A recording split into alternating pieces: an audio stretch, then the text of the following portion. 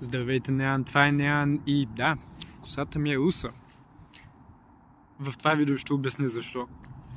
Общо заето в света сме заобградени от всякакви идиоти като цяло. И да, трябва, ако си някой умен човек или средно интелигентен човек като мен, ти трябва някакъв начин, по който да ги филтрираш, така да кажем. Та какъв по-добър начин от това като цяло? Хората виждат това и просто се почват да си задават въпросите. Защо го направи? Гей ли си? Отговорът на тези въпроси, разбира се, не съм гей и защо го направих, току-що обясних като цяло.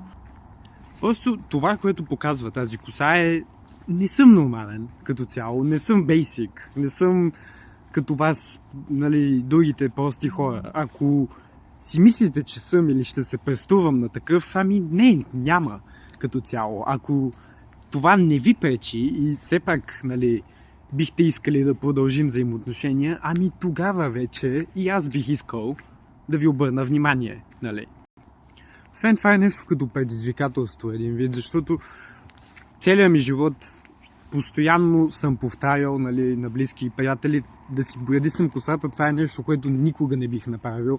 Аз не съм способен да го направя това нещо и точно това беше идеята.